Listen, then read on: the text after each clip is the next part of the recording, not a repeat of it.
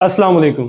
उम्मीद करता हूँ आप सब लोग खैरियत से होंगे। मैं मोहम्मद अमीर हमज़ा। इस वीडियो में बात करेंगे कि कपास की फसल कालेपन का शिकार हो रही है, तो इसकी वजूहात क्या हैं और इसकी वजह से फसल का क्या नुकसान हो सकता है और इसको हल करने के लिए क्या तदाबीर इख्तियार की जाएँ।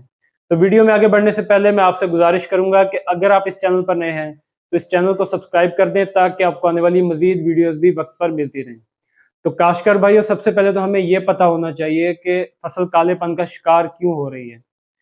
तो इस वक्त फसल में सफ़ेद मक्खी का हमला बहुत शदीद हो चुका है। हर तरफ से यही इतलात आ रही हैं कि सफ़ेद मक्खी कंट्रोल से बाहर हो गई है, कंट्रोल नहीं हो रही।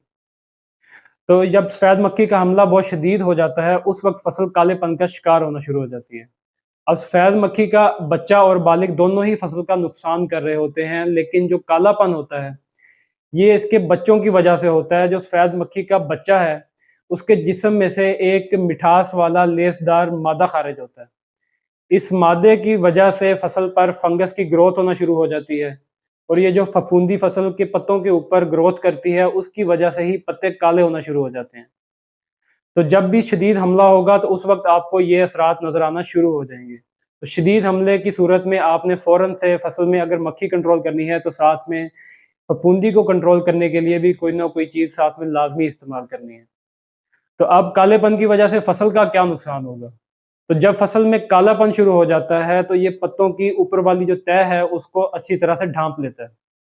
तो जब पत्तों की तह ढांपना शुरू हो जाती है, तो उस वक्त पत्ते पूरी तरह से खुराक नहीं बना पाते, क्योंकि पत्ते जो हैं वो पौधे की फूड फैक्ट्री हैं।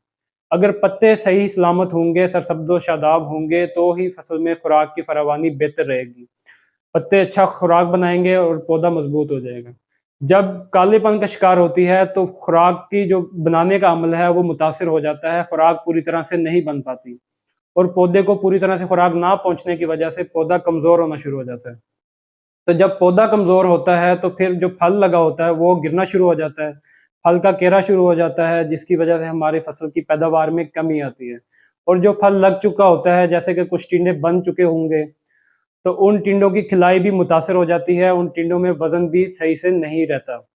तो इस तरह से हमारी पैदावार पर इसके बहुत ज़्यादा मनफ़ी असरात आ सकते हैं और शदीद हमले की सूरत में और शदीद कालेपन की सूरत में पौधा खुश्क होना शुरू हो जाता है, पौधा मुरझाना शुरू हो जाता है।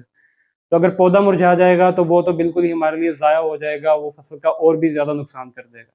इसलिए इसको कंट्रोल करना इंतहाई ज़रूरी है। तो अब इसको कंट्रोल करने के लिए क्या करें? इसका सबसे सस्ता और बेहतरीन हल तो ये है कि आप सल्फ़र को जब भी मक्खी का स्प्रे करें, तो सल्फ़र को साथ में शामिल कर लें।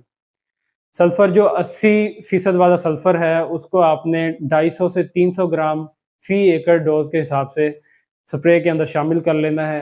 और जब आप उसका स्प्रे करेंगे, तो जो फंगस उसके ऊपर ग्रोथ कर रही होगी, उसकी ग्रोथ रुक जाएगी और जो फसल में कालापन आ रहा होगा, वो भी रुक जाएगा और कम होना शुरू हो जाएगा।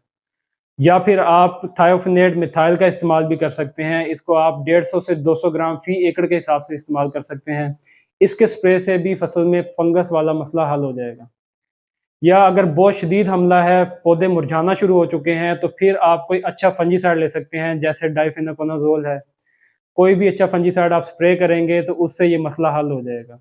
जब ये मसला हल हो जाए, तो अगले स्प्रे में आप दोबारा से सल्फ़र का इस्तेमाल कर सकते हैं। सल्फ़र के इस्तेमाल से ये मसला दोबारा नहीं आएगा। उम्मीद करता हूँ आपको मेरी ये वीडियो पसंद आई होगी। अगर वीडियो पसंद आई है, तो इस चैनल को सब्सक्राइब कर दें ताकि आपको आने वाली मज़ीद वीडियोज़ भी वक्त पर मिलती रहें। शुक्रिया।